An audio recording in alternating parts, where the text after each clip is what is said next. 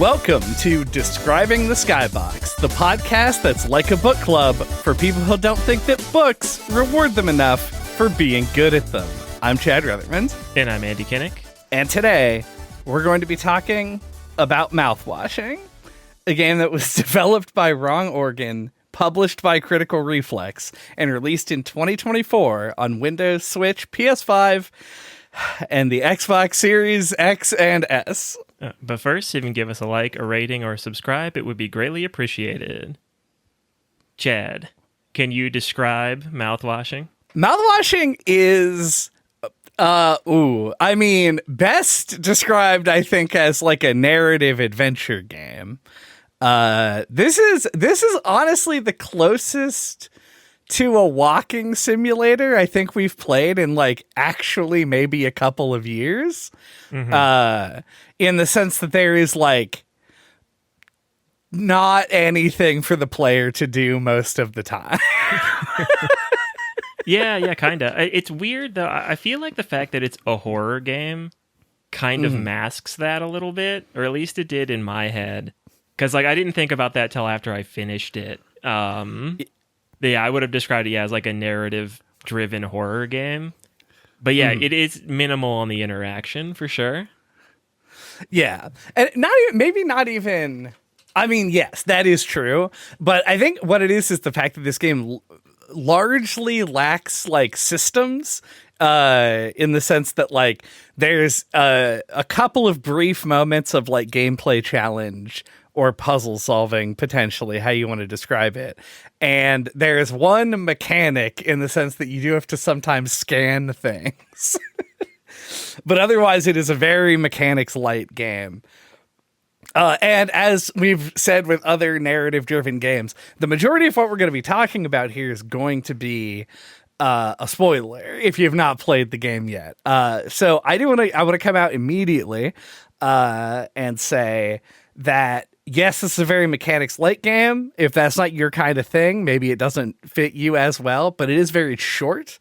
And I do think that this game is fucking really good. Like, as a narrative, which is what it mostly is, it is insanely well written. So I would personally recommend at least looking into the game to see if you'd be interested in playing it before before listening to this episode. Yeah, I agree. If you enjoy horror or narrative experiences at all, I think it's worth a look. Word. So, yeah, let's jump into what the game is about. The start of this game is really good, in my opinion. You begin on a spaceship. This is giving a little more context than you would normally have at the very beginning of the game. But you're piloting a freighter, like essentially a long haul truck through space that is carrying cargo from one place to another.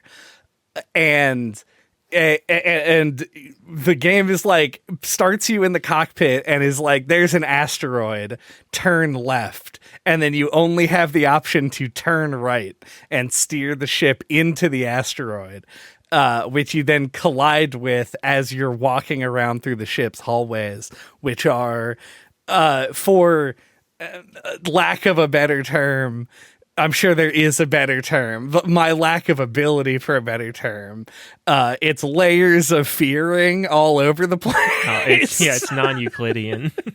Yeah. Where you go to the end of a hall and then you're met with a locked door and you turn around and what's behind you isn't what was behind you before. And that sort of hallucinatory experience goes on for a little bit before the game actually kicks off and introduces you to characters. I love this intro because it sets up the game better than I thought it was going to. It also foreshadows a few things that you have no way of knowing exactly what it is going to foreshadow. There's a baby that cries during the intro sequence that I thought was weird, and then you don't until very later realize why that would happen. But also it shows that like, oh, the player has like these limited means of interacting with things, and that like, this isn't a game about player choice. It's a narrative game. You cannot choose not to crash the ship. Right. Yeah, I also really like the intro. I think it is like appropriately like disorienting. And yeah, you're right. It does foreshadow some things. Like you can open up that locker. You can find, is it Anya? Is that the medical officer's or the nurse's name? Yeah, you can find her her card in the locker. You can find like the little scan thing. You can find like there's like a rope in there, like, you know, things that you'll like need later. So you can get little details that are set up. And then one detail though I do want to like ask your opinion on is the donkey mascot, Polly, yeah, like it's like the game almost like kind of stalks you through the hallways at this beginning part, and it kind of sets it up like it's gonna be a mascot horror game. Like if you don't know anything about it, I just like wondering if that's like an intentional red herring, or like maybe like a leftover idea from like an early stage of development or something. Like it just stood out to me. I thought it was gonna be a bigger part of the game, because it, you know, like it's like a very like big, has a big presence in the intro. Yeah, so I will admit fully that I didn't think about that at all during that first part. Having it brought to my attention now, like if you were to sort of like add a level of importance to the mascot in the beginning, the thing that I would hastily cobble together is that the ultimate villain, to some degree, of this game is the Pony Express Corporation that actually like owns the ship that you're on and is your employer during the game. And so the idea of the specter of that haunting Jim as he makes the decision to essentially sabotage the mission and kill everybody is like that. It makes sense in the sense that like, oh, like this is the thing in the back of his head that's like, this is my reasoning. This is the thing that's gone wrong in my life. And follows him through the thing. I, however, since you mentioned it, would absolutely love it if it was a red herring for people who like bought the game and are like, is this going to be a Bendy and the Ink Machine type experience? Right. Because it isn't at all. Like the game is the furthest thing from that kind of like haunted housey horror game that you can get while remaining in the same genre. But like, I didn't think about it. That is really funny, though. It's not Five Nights at Freddy's in space. No, yeah, I think that's a good read, though. Yeah, like the company is kind of like the thing that drives him insane in the end, so it's fitting. Yeah. This is a thing I'd probably want to talk about later, but it's interesting because like from at the point in the game where this is like massive spoilers immediately. So if you didn't listen to us before, fucking your own fault for getting as spoiled as you're about to be. The game for the next like 2 hours of a 3-hour game, so the majority of it, implies that the character you're playing as in that intro sequence is Curly, the pilot, and it doesn't reveal until very close to the end of the game that the person who actually crashes the ship is the co-pilot, Jimmy. And so it's probably why I would not have come up with what I just said during gameplay, is because like you have that revelation so far away from that intro sequence that like you are, because maybe the ultimate villain is the Pony Express Corporation. The villain in the game, the antagonist is Jimmy. Like, he is the one who has done the most harm to people. And that is who you're playing as. So obviously the villain would imagine the other villain as the biggest problem and not themselves. So I do like that sort of tie and that correlation there. And it honestly just makes me like the intro even more than I already did, which was quite a lot. Yeah, I couldn't really remember the details of the opening sequence when that like reveal happened, because I feel like when it did show me that like, oh, I had like that was Jimmy in the beginning, I was like, oh, I felt like I had the thought of like, oh yeah, I forgot that I was playing as Jimmy at the beginning, and not the thought like, oh man, what a twist. Because like something in my head like made me think like the context was there, like that it like called attention to the fact that you were the co-pilot, or like the fact that you had to find the code for the key to unlock the override, like suggested that you aren't the captain or you aren't the pilot. But I don't remember. I don't know if I just made that up or not. So I couldn't remember if the context was there or not. Yeah, there are other like hints, I guess, in the game that maybe just sort of like formed that in your mind without you ever being like, I was playing as Jimmy in the intro. Like, you start the game in the left seat in the cockpit, which is the seat that Jimmy always sits in. Like, that's his assigned seat in the cockpit. Stuff like that might have clued you into the idea. Or it could be your Anakin natural instinct for identifying characters as traitors as early as possible. So you skipped over the entire idea that Curly did it. Yeah, that might be what it was. My sixth sense. Your sixth sense. Yeah. But yeah, so after the intro sequence, though, it does introduce you to the other characters on board. This is a game that has 5 characters in it, and the game says essentially like that those are the only 5 people who were ever on board the ship. The opening sequence where everyone's talking around the table and discussing like, oh, Jimmy's the captain now because Curly's incapacitated. I would have assumed at that point that there were like 100 people on the ship and they just like died in the crash.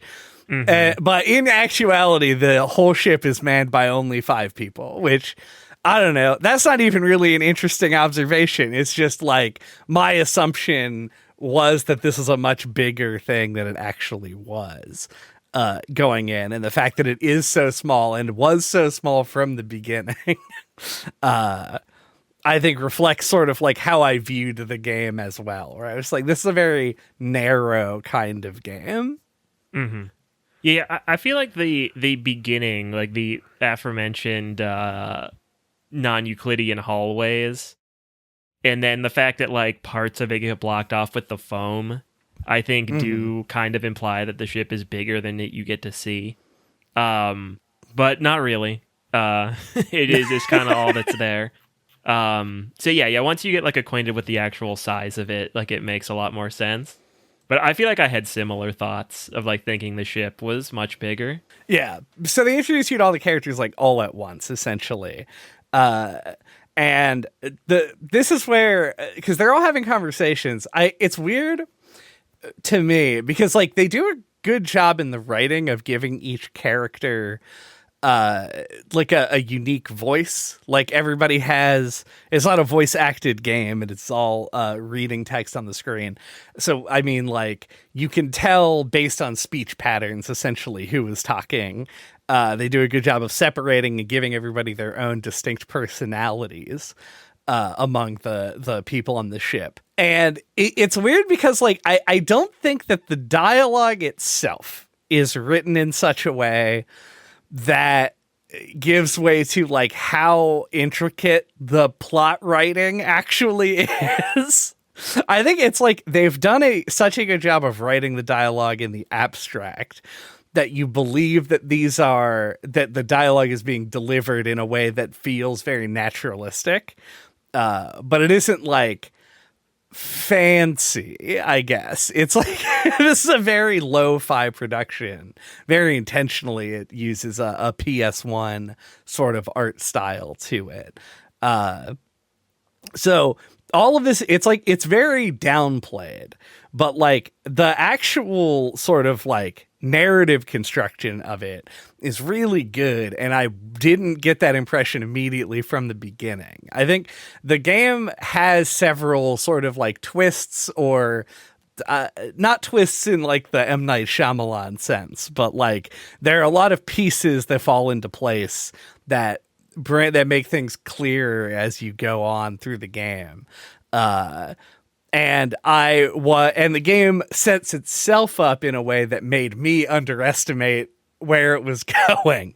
And so I found myself just becoming more entranced by it as time went on. I do not know if that makes any sense. No, I think it does. Yeah, like the dialogue definitely makes the characters feel like real people, I think. I think that's what they were going for with how the dialogue is written.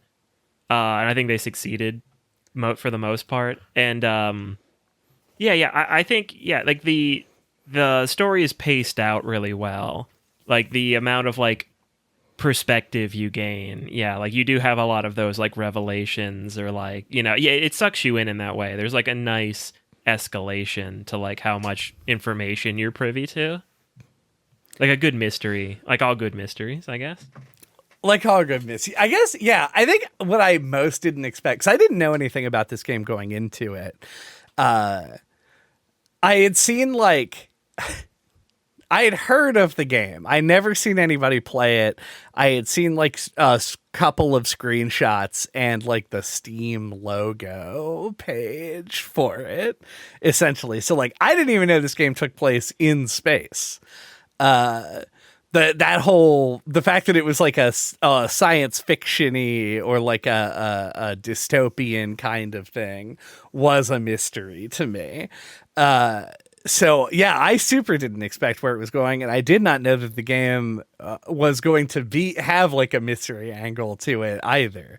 So all of this was like felt very naturally unfolding to me as I went through. I guess to take a little bit of a turn here and talk about like the little bit of mechanical stuff that is in the game before we jump back to the narrative. There is this matter replicator, which is what I'm going to call it because that's what it's called on Star Trek. It's just like how you make food. And like I immediately noticed that as soon as I gained control of, I guess, Curly, when you jump back to however many days before the crash. And I immediately like took out my phone and like took pictures of like the whole menu and like all the recipes of like how to make stuff. And I was like, I'm definitely going to have to use this to solve some puzzles. And I think we said similar things about another game we played recently. I can't think of what it is on the spot, but like I feel like the fact that like that puzzle mechanics in there, I feel like they should have done a little more with it.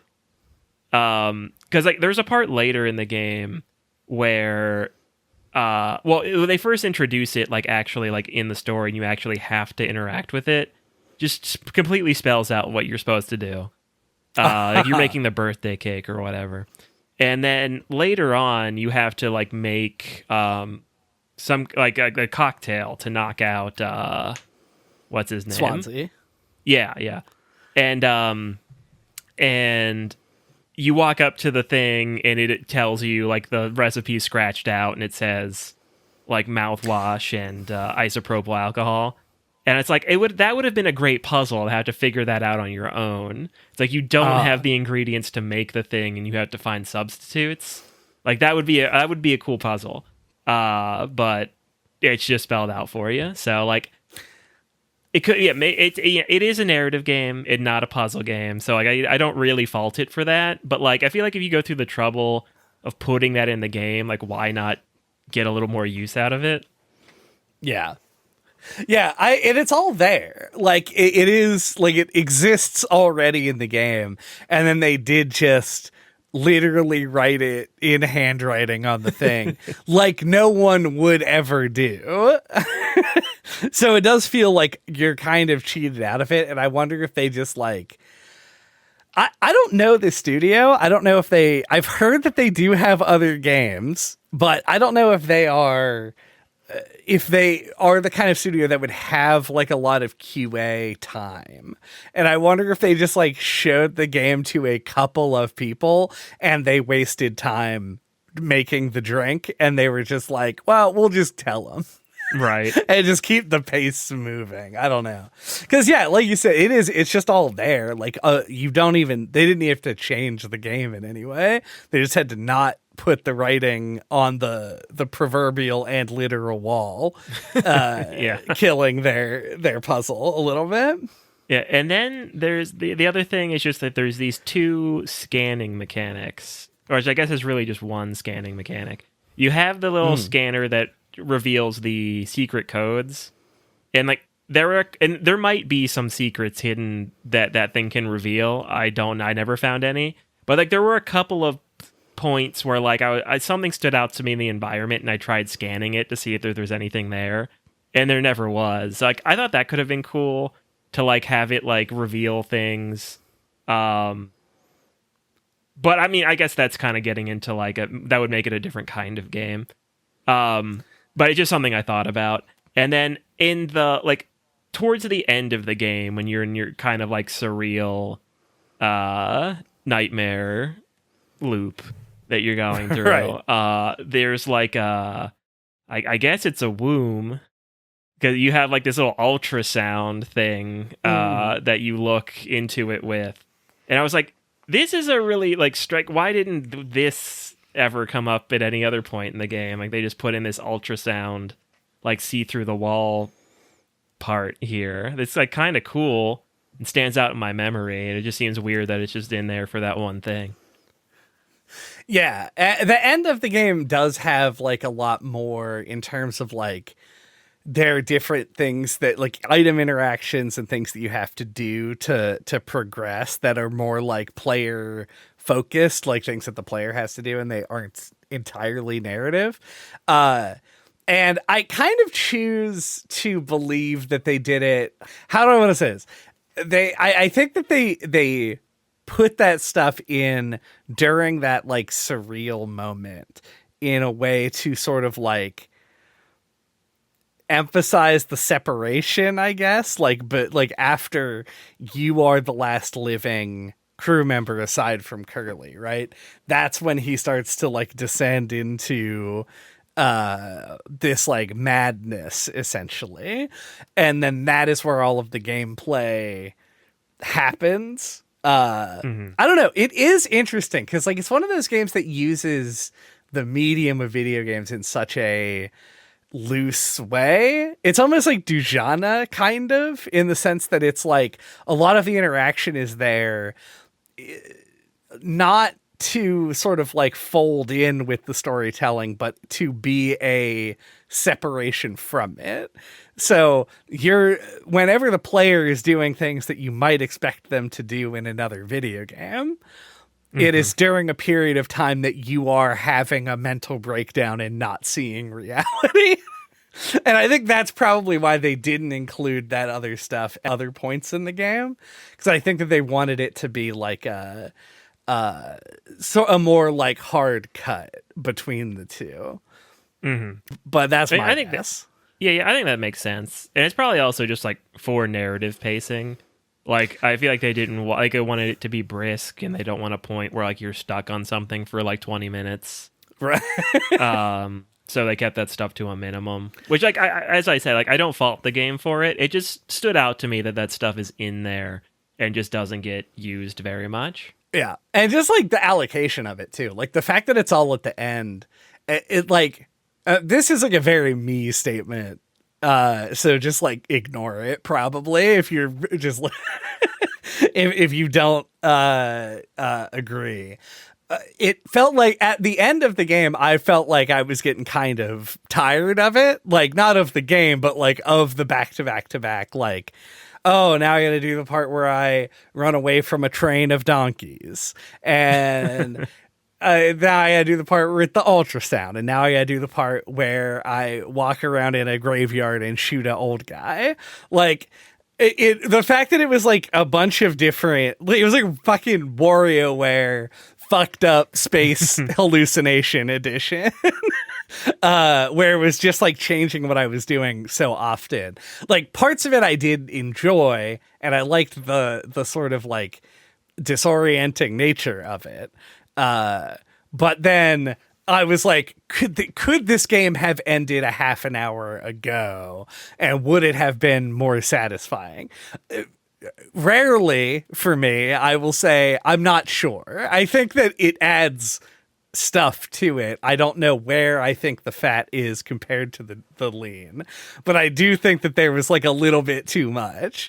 So it's interesting that they had all this stuff, like all of these different mechanics and like ways of interacting, and then they backloaded like 98% of it, other than the time that you have to make a cake. Right. Yeah. Now, one of my notes is that the ending felt a little drawn out. Yeah, like, I feel like that. Yeah, like you do a little sequence, you're dropped into the vent. You do a little sequence and you're dropped back into the vent, and like that kind of like structure does make it feel a little video gamey, I guess. Like, your comparison to WarioWare isn't completely ridiculous. So yeah, something about how it's structured, I think. Yeah, and I feel like you could have cut at least one of those sequences.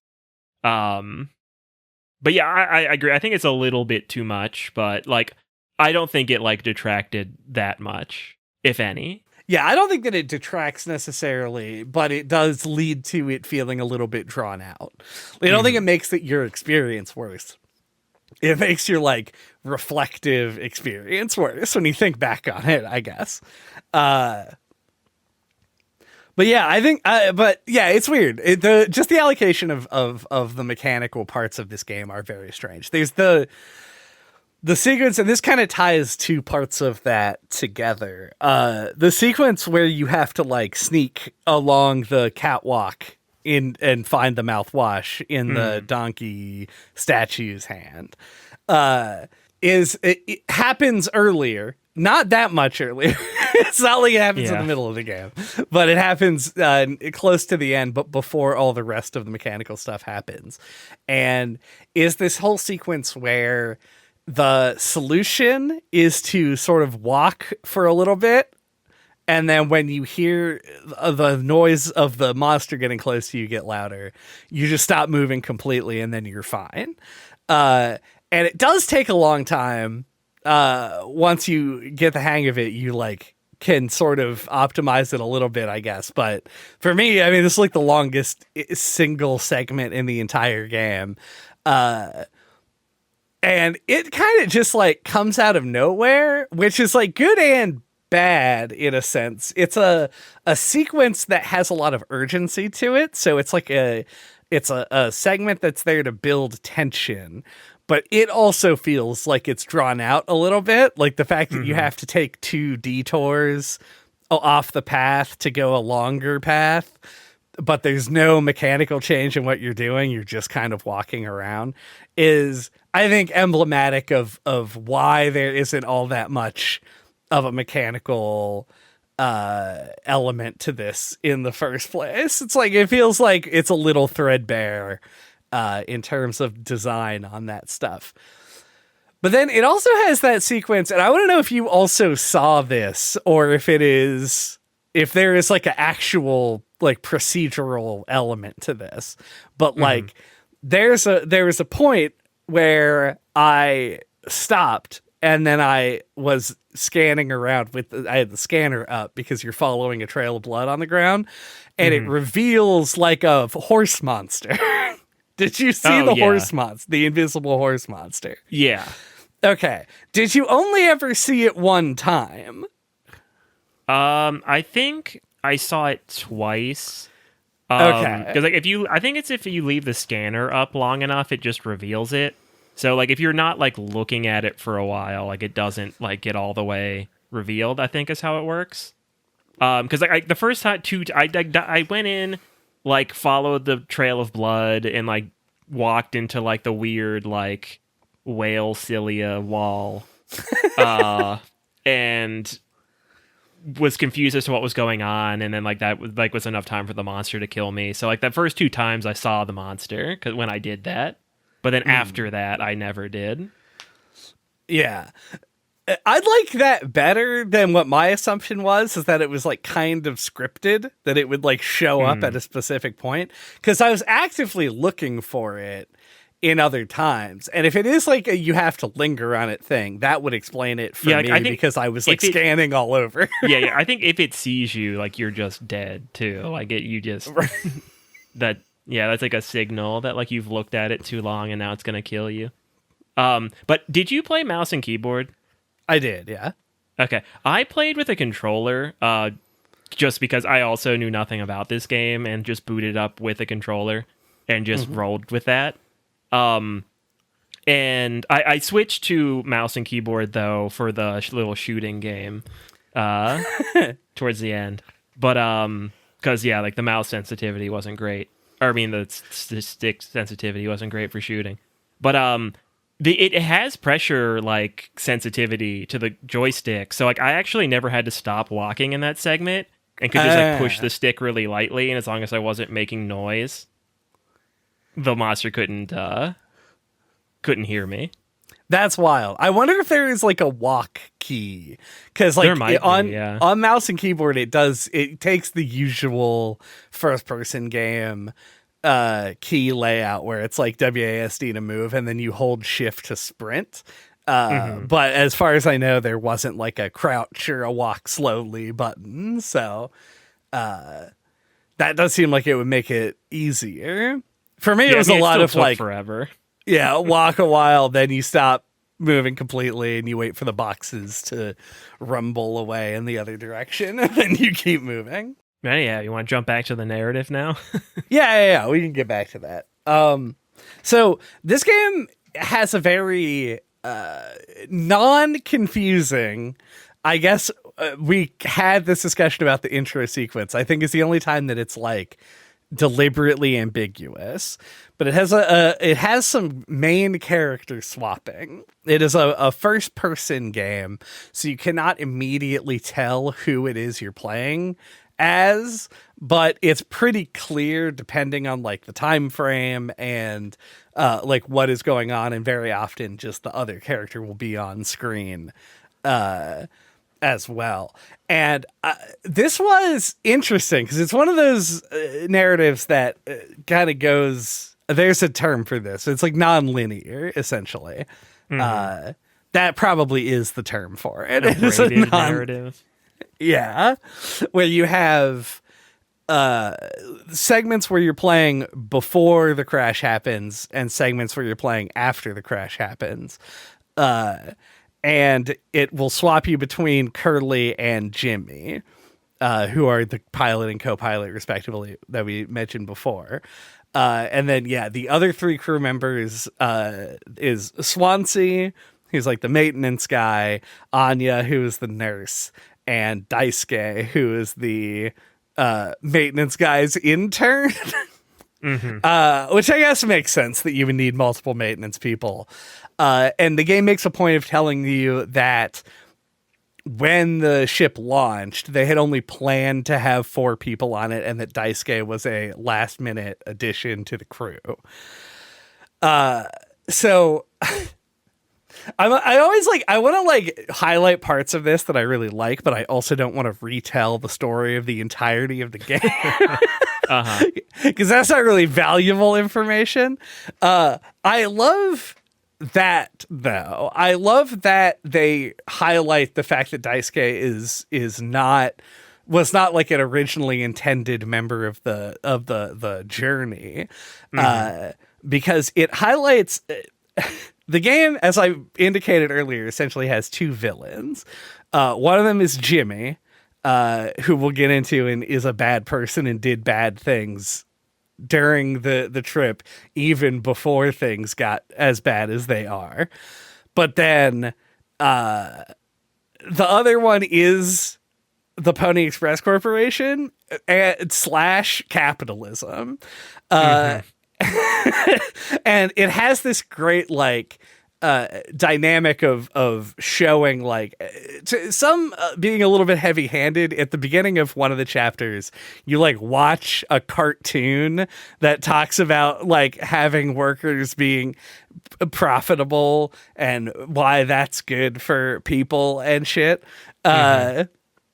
And that, like, I felt like, okay, maybe you've just put it on blast a little bit too much, metaphorically speaking.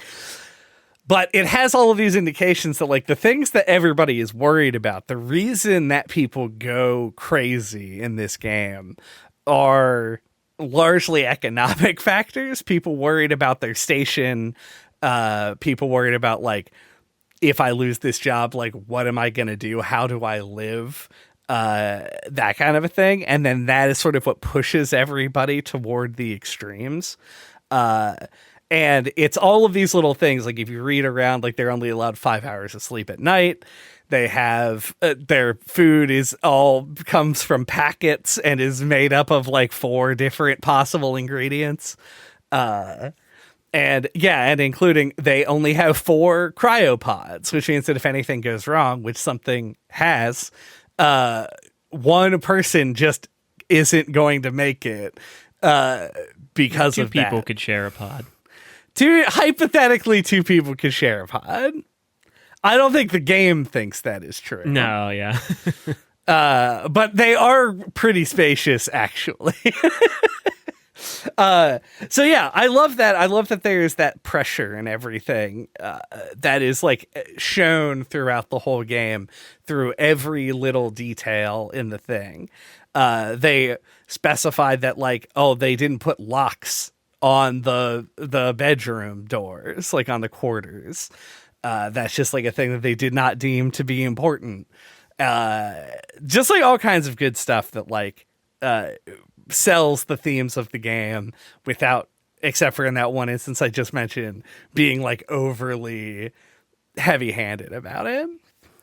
Yeah, I agree. Like, because yeah, it feels overly heavy-handed because the rest of the game does such a good job of like showing and not telling.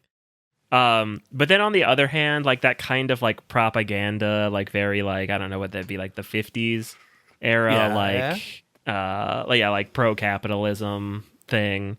So yeah, I see why they wanted to include it, but yeah, like, I feel like it probably would be better without it, or to show it like at the very end, like whenever you're feeding Curly his own hand or whatever you're doing.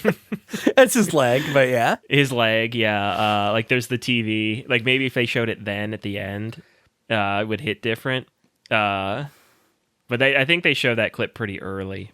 Yeah, it is pretty early. I do like because it's right when you open the cargo. It's like you open cargo. There's like a brief chapter in the past where you play as Curly during the psych evaluations, and then you go back to inside the cargo and you're watching the TV that's down there. Which presumably is not real. I assume that is a hallucination, right? As well, but I don't 100% know. That's backed up by the fact that you see the TV again in the hallucinations at the end. That's true, yeah. But yeah, and I think that's great. I think that it does a lot to sort of stimulate the thought process that wants to unpack stuff.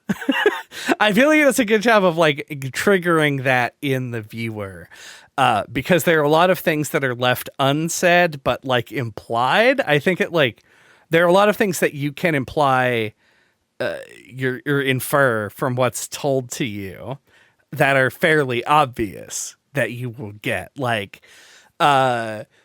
when Anya tells Curly that she's pregnant, and he's like, "Oh, who? Whatever. I'll talk to him." You can infer pretty quickly that it's Jimmy. And then as you go further into the game, you realize that it's Jimmy, and not only is it Jimmy, but was likely assault. Like it wasn't a consensual thing.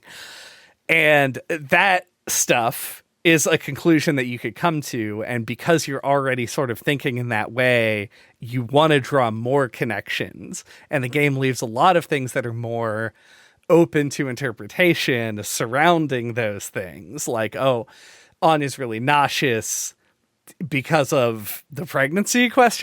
Or like, is there something about the fact that she's dealing with Curly, who is like has no skin left, Right. which would make me nauseous also. But there's always that, like, there are several different possible explanations for a lot of different little things. What's your interpretation as to like why she can't give him the pain medication, and that Jimmy always has to do it? So I always felt like there was like something more to that, but like I never really personally like felt like I found an answer. So I don't know if this is, I don't know how accurate this is. I think that it has something to do with, okay, at the end of the game, spoilers again, we spoiled everything at this point. Yeah. At the end of the game, Anya takes all the painkillers and kills herself because she cannot live with sort of with everything that has happened, right? I think that the mental state that she's in is that she feels powerless, and that Jimmy in specific is exerting his power over her throughout the whole thing. So I think that maybe she's uncomfortable with the power dynamic of giving like a helpless person their medication, like, because you have to like open his mouth and shove it down his throat. Like, it is it's like almost a violent, it's a simulacra of a violent act. Yeah, like I think it's that kind of my read, is that she doesn't like the sort of power imbalance that is being mirrored in that sequence. Yeah, I never ever would have thought of that, but I think that feels, I like that interpretation a lot. Because I thought it was like some kind of more foreshadowing about like the Pony Express, like as a company, that the fact that she's just completely unqualified for the job she has. Yeah, and that's another thing. I don't know anything at all about that, because they imply it several times that she is like not qualified to be a nurse, and that she was unable to get into medical school, and all of these things, which I think like is part of it, right? Like, I think that maybe she is also a very bad nurse, and that she was brought on because she's very cheap labor as far as the company cares. Yeah. But then also that makes her an easy target because she cannot easily sort of like prove her value in the way that like Swansea can. I looked up, how do you pronounce this? Apparently it's like a Welsh town. Swansea. I don't know. But he is like spelled, keeps the ship running and stuff. So I don't know if it's like the Star Trek pilling like once again, but like I kind of thought of him as like the engineer.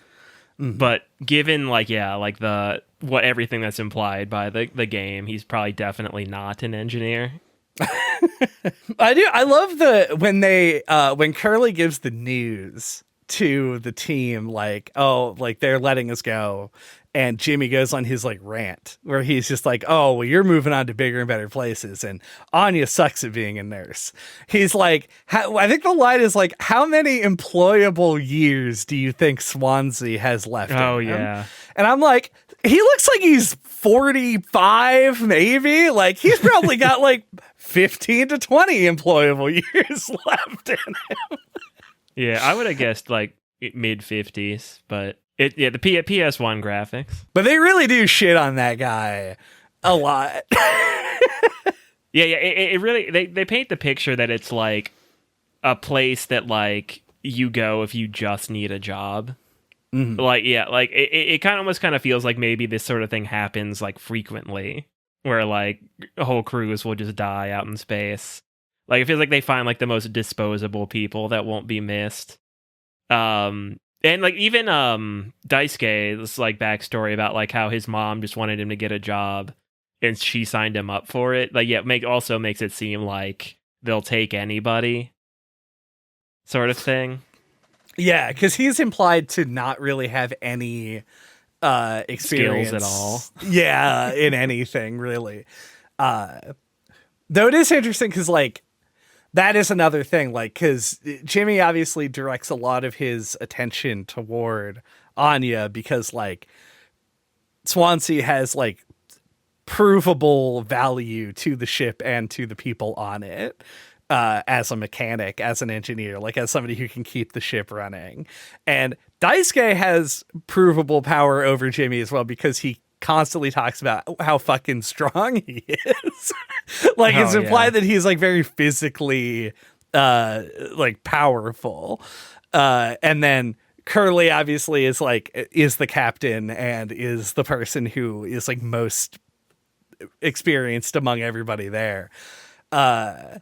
I found that interesting because I was like, why is it that Daisuke seems to like skate by without anybody kind of like get like obviously Swansea has like a weird arc with him throughout the game where it's implied that he hates the kid because he's irresponsible and not good at his job, but then at the end of the game it's revealed that he kind of feels like a father to him in a certain way after the time that they spend on the ship. But like nobody really, he doesn't do it as far as the game is concerned. Daisuke never does anything correctly. Right. And it's so weird that like nobody seems to care. I guess he's just like that positive of a personality that like he could just kind of get by with doing whatever he wants. And he does seem like he really tries, I guess. Yeah. I feel like it is kind of like that he is just kind of there because like his mom got him the job. Like I feel like it feels like that everyone's like aware that he is just a useless teenager or however old he is. And they just don't have any expectation that he will do anything. Given that he was like added at the last minute. Oh, I do want to talk about one other sort of moment in the story. Sure. And then we can, I don't know how we're going to wrap up. So there are other things that we can highlight, I guess. Mm-hmm. So there's a sequence at the end of the game. I mentioned that Anya overdoses on painkillers late in the game. There's a sequence of events that unfolds like basically immediately after that incident. And Anya overdoses. You send Daisuke up through the broken ass vent with live wires hanging out of it to go, presumably to keep her from killing Curly, which is what Jimmy thinks she's gonna do. Where he becomes like lacerated and starts hemorrhaging massively all over the medical bay, forcing Swansea to kill him by hitting him in the face with an axe. In a scene that is pretty cool, with the axe, he swings the axe down and the sound cuts out. I thought that was a very nice moment. And by nice, I mean like cinematically nice. It's pretty horrible to view. Right. And then Swansea chases Jimmy into the cockpit and tries to murder him with an axe. And you shoot him with a gun and he dies as well. And it leads into several of the like hallucinatory moments that we were talking about earlier. But there's this sequence where he's propped everyone up in chairs around the dining room table. And he drops Curly on the table, the only one left alive. So all of the corpses are surrounding him. And then the game has you saw Curly's leg off with the knife that you used to cut the birthday cake.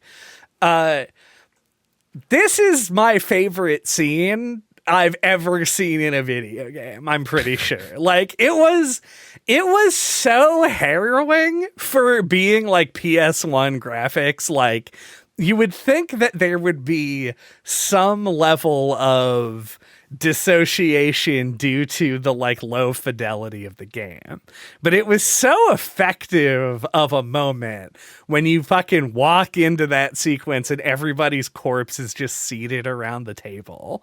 I loved this so much. Like it was such a a viscerally weird and disgusting scene, and like having him talking with the corpses, like emphasizing the fact that his mental is just gone at this point, like, oh, it's so good. And then of course you have to feed everybody Curly's leg.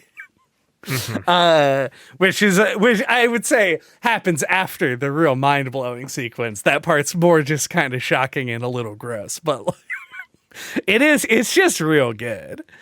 Yeah, no, I agree. It's a very I wouldn't make as grandiose of a statement about it, but it is a really, really effective moment. Yeah, like it made me think of Amnesia and how like the making you have to close the and open cabinets and doors and stuff like can like really enhance the horror scenes, because like you'll go hide in like a wardrobe, and then you'll like not quite pull the door closed all the way, and you're like, oh shit, do like I try to close it all the way, or do I just fucking stay quiet?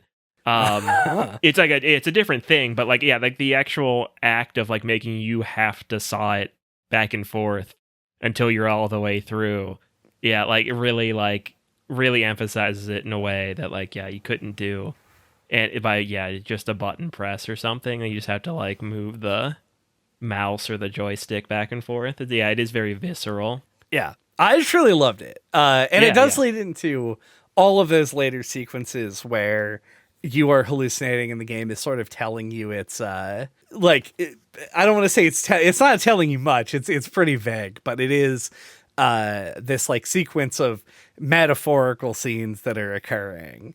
I do not know why there were ponies in the womb in that sequence with the ultrasound. Like, I don't know. There's a line earlier where they say that like Jimmy, as a joke, or presumably as a joke, said that he was sexually aroused by cartoon horses. Yeah. Referring to the fact that they have the posters all over the walls and like he can't escape it, I assumed. But then like, why, I guess like, but why is it in a womb? Like, what's the implication there? Like, she's pregnant, but like, what does the horse have to do with it? I guess. Mm-hmm. Yeah, like there are a lot of things that like I would have to really sit with to unpack in that segment. But then there are also parts that are like, the game puts the word responsibility on a piece of paper and then makes you walk backwards away from it. And it's like he's walking away from his responsibility. Like, I feel like that was maybe a little bit, that one was kind of straightforward. Mm-hmm. The horse womb, maybe less straightforward. I don't know. It was a little bit more difficult to get a finger on some of these things. Mm-hmm. But it's a very experiential thing. And like, I did really like the set pieces in it. Like walking along and having like the eyeballs show up on the walls and like Curly's face is on the ground and stuff. That was my favorite scare in the whole game. You're just like walking through the corridor and like it like underneath the paneling, like it even kind of like looks like the whatever stuff is under there. It's like piping and shit. It kind of looks like that because he's bandaged up. And it takes you a second to realize that it's just his giant face under the panels. That was so cool. No, I loved it. I loved the visuals at the in a way that I was kind of surprised by because of like how low fidelity the rest of the game. I mean, the whole thing is low fidelity, but like it's so small. It seemed like maybe the reasoning for the low fidelity graphics was like maybe the team was inexperienced at creating things in 3D like visual styles. Fucking hard to do. But then at the end I was like, oh, okay, like they wanted it to be more understated at the beginning and then more bombastic at the end to sort of show the lengths that he went through mentally. And I liked that, all of that stuff at the end. Would you call this game scary? Because it is the spooky October episodes. I think so. I think it is like a pretty effective psychological horror game. Like I feel like it's more suspenseful and more like psychological. In less like it's not gonna like make you like have any scenes where you're gonna be like, you know, like anything from like PT where you're feeling like really viscerally scared in the moment. But like I think it really like affects you as you play it, like in a more subtle psychological way. Yeah. I agree. The last time that I asked this question, I think, was on the Dead Space episode, which was either last year or the year before. I do not remember. It was 2 years ago. Yeah. And I asked it for a reason, and I think it's because I think that like there are certain games, we play a lot of games that are horror games. And I think a lot of them are self-evidently designed to be scary, and other ones that are kind of like creepy, maybe like edging on sort of that like more tension based, more in your head kind of a thing.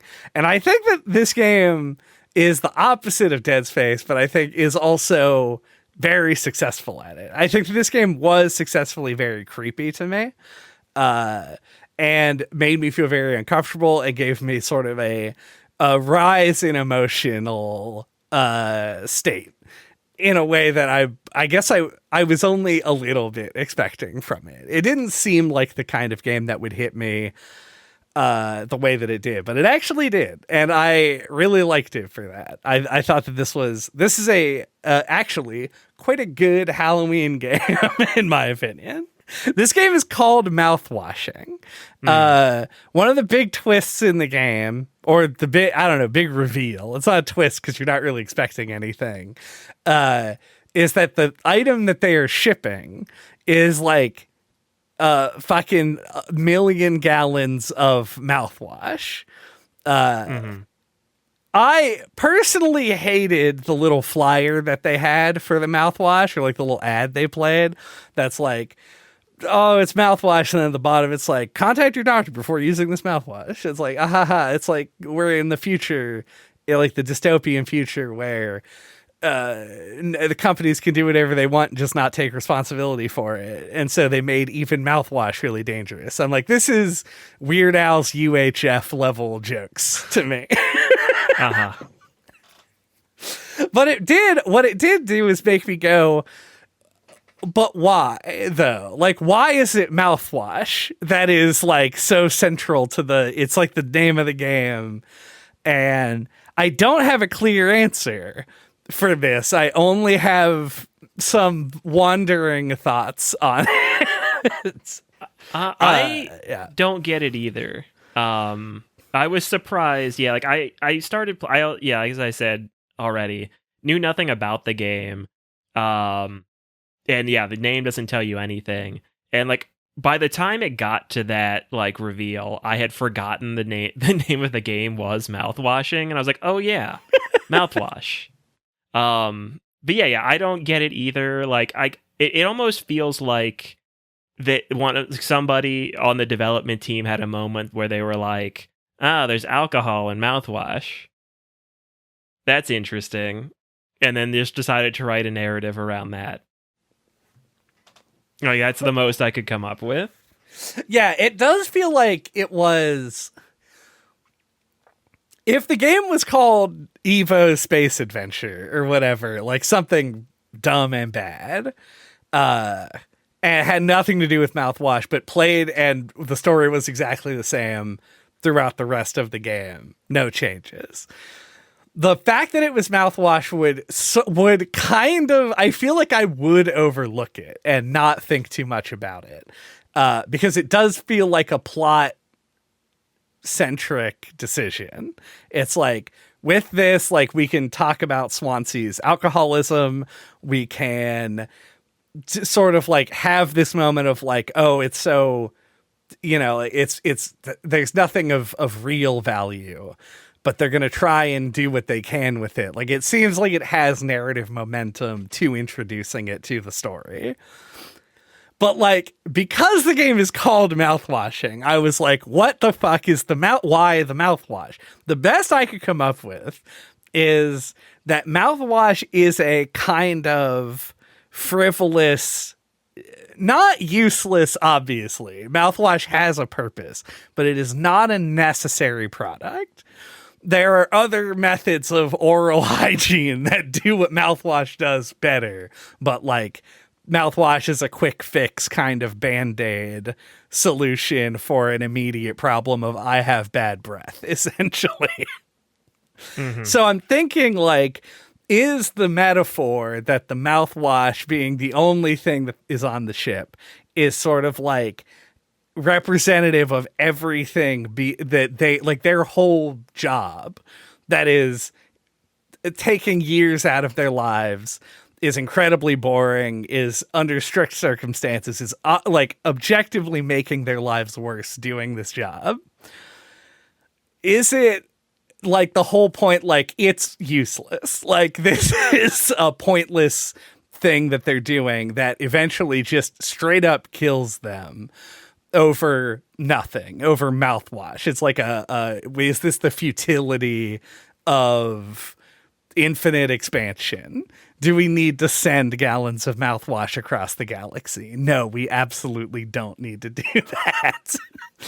That's where I kind of landed on it. But I don't know if that is at all a good read of it or not. It's very odd because the name of the game begs the question, right? Like, it's not it's not called mouthwashing and then you go like, yeah, that's normal and makes sense. It's not like Forspoken, where you're like, they just chose a word that sounds cool.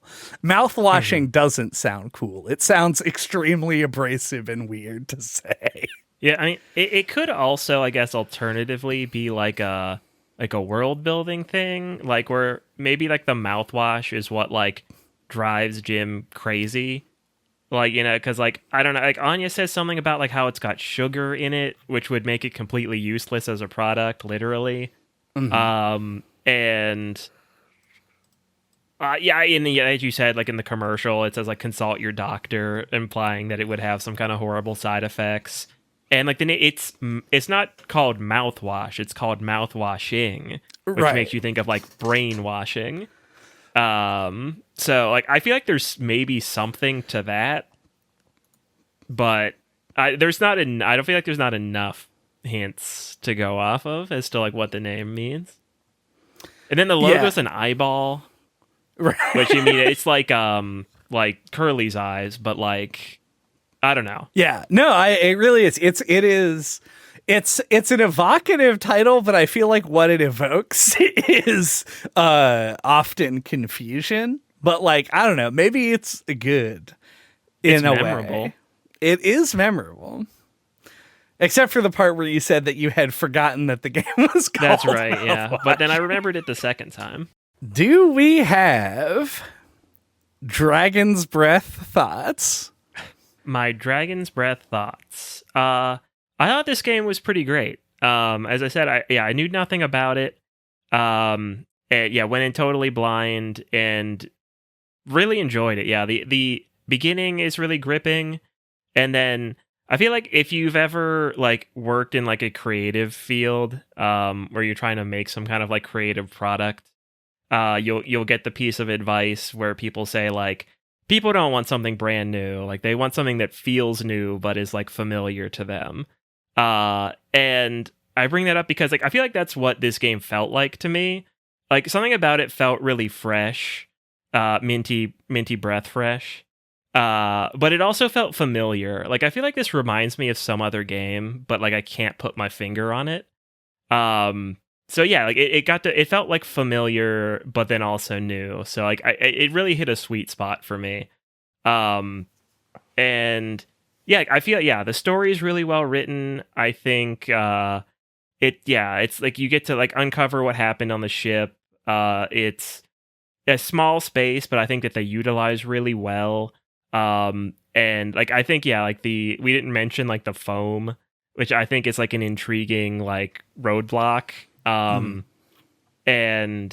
The fact that like they set it up at the beginning that like, oh, you can't like destroy the foam or you might break the airlock and we'll all get sucked out into space. Makes you kind of like want to avoid it at the same time. Like, I don't know, something about that I felt like was like really effective way of like gating the space. But yeah, like, yeah, just really, really well done. Like, there's actually some really good scares there at the end. Yeah, like having to cut off Curly's leg and seeing his face under the floor. And then I felt like the ultimate fate of Curly, like the fact that he's still alive in the state that he is at the end, was very, very effectively disturbing. And yeah, like a great ending, with from his perspective inside the cryopod. So yeah, like just really a really great start to the Halloween season. I thought this was really good. Yeah, I also really enjoyed this game. It's very much one of those narrative games that I love that it used. I love its existence as a game, as opposed to being a story that I generally like being told in a different medium, because it allows it gets to play with the player's expectations a lot. And I really appreciated the way that it went about telling its story in that way. The fact that you're changing point of view characters as often as you do, the fact that it was allowed to go on sort of like an extended psychological binge near the end, where things took weird turn after weird turn. I just generally speaking, I'm just like a big fan of how this narrative turned out. It is sad and pretty tense, and it builds its characters really well. There's lots of development for all of them.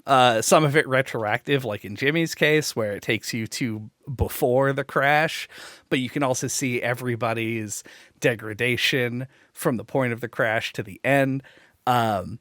It's just a really impressive game to me, which is saying something considering it is like very short, very cheap, and looks like it was on the PlayStation 1. Like, it's one of those games where it was made very economically, and I think that it was done so well, like made so much with what it was given, hinging a lot on that writing, but even sort of like the visuals and the decisions of like where to put different gameplay elements to break up the narrative and where to sort of go full steam ahead. It's just really good. The pacing's super good. I liked it a lot. As I would say in years past, it was, good is good shit. The end. Thank you for listening to Describing the Skybox this week. What will we be describing next time? Next time, we're going to be talking about Parasite Eve, a game that also looks like it should be on the PlayStation 1, because it is. It's a game that I have had my eye on for a long time, if only because of its reputation. I know that it is a horror RPG game with like RPG-ass turn-based combat, and I have a long-standing foundation that will pay you $1 million if you're able to scare me with a turn-based game. That's not true, but I'm interested in how they manage to sort of weave the genres together, and it has a reputation for being quite good. So yeah, I think it's made by either Squaresoft or Enix from before the merger, so I don't remember which one. So it's also a game I've known about for a long time, but it's famously hard to get a copy of. Yeah. It was by Square. There you go. There you go. So yeah, join us for that next time on our continuation of Spooky October. Until that time, you can get a hold of us. All of our contact information is on our website at describingtheskybox.com or on splattershot.pro. Can't change that.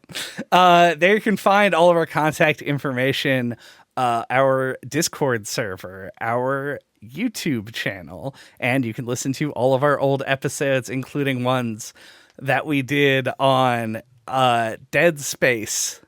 And okay, that one was just so pitch perfect. Yeah. It came to mind. Fatula. Fatum Bachelor. The Medium has some like Tamashi. hallucinatory stuff in it. Tamashi's also Tamashi. Fatum Bachelor is the PS1 styled one. Tamashi was is the 2D. Right. Yeah. It does have like a 3D PS1-esque section at the end. Oh, that's true. Midnight Manor. We have no shortage of horror games. The That's Evil true. Within 2. Mix the water and gelatin and then the sweetener with the cake base to create a cake so that you can slice that like button. Break into the utility closet so that you can climb up into the vent and ring that bell. Go to sub light space so that your light speed in your space freighter so that you can subscribe. Goodbye.